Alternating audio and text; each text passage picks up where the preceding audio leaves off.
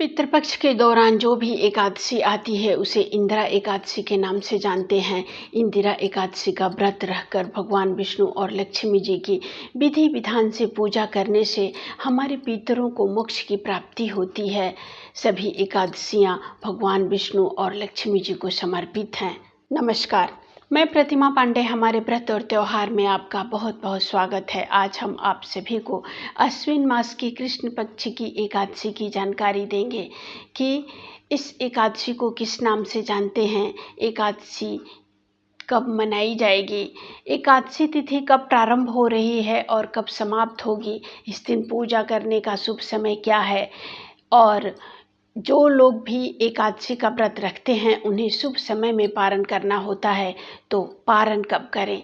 ये सभी जानकारी लेने से पहले अगर आपने हमारे व्रत और त्यौहार को सब्सक्राइब नहीं किया है तो उसे सब्सक्राइब करें, लाइक करें, अपने फैमिली फ्रेंड को शेयर करें।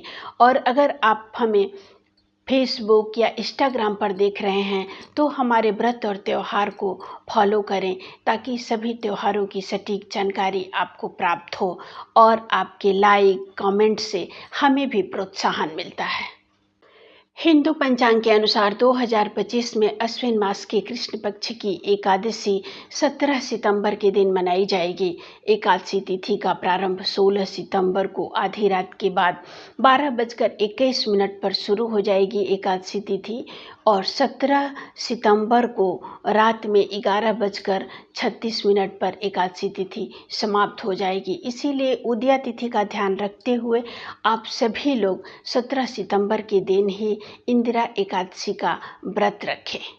पूजा का समय, जो लोग भी एकादशी व्रत की पूजा ब्रह्म मुहूर्त में करना चाहते हैं उनके लिए पूजा का समय है प्रातः 17 सितंबर के प्रातः 4:33 से लेकर प्रातः 5:20 तक। इस शुभ समय में आप भगवान विष्णु और लक्ष्मी जी की पूजा कर उनके आशीर्वाद को प्राप्त करें। इंदिरा एकादशी के शुभ अवसर पर परिधि योग और शिव योग का भी निर्माण हो रहा है। इस योग की वजह से आप भगवान विष्णु और लक्ष्मी जी की पूजा करते हैं तो आप मनचाहा वरदान प्राप्त कर सकते हैं।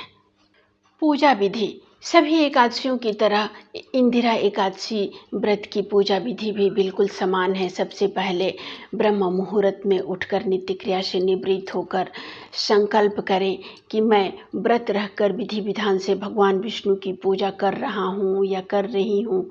उसके बाद से भगवान विष्णु का शुभ समय में पूजा करें।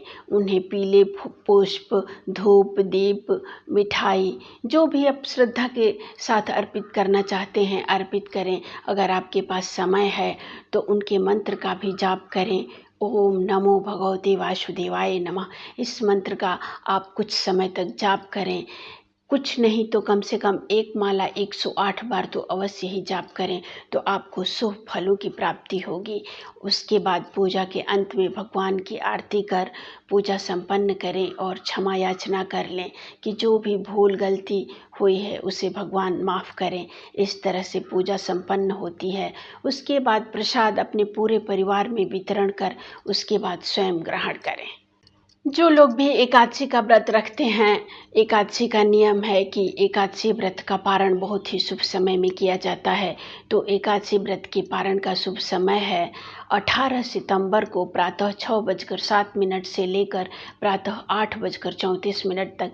इस शुभ समय में पारण कर व्रत को पूर्ण करें। आप और आपके परिवार पर भगवान विष्णु और लक्ष्मी जी की कृपा सदैव बनी रहे, इसी कामना के साथ अगले वीडियो में हम फिर एक नई जानकारी के साथ उपस्थित होंगे।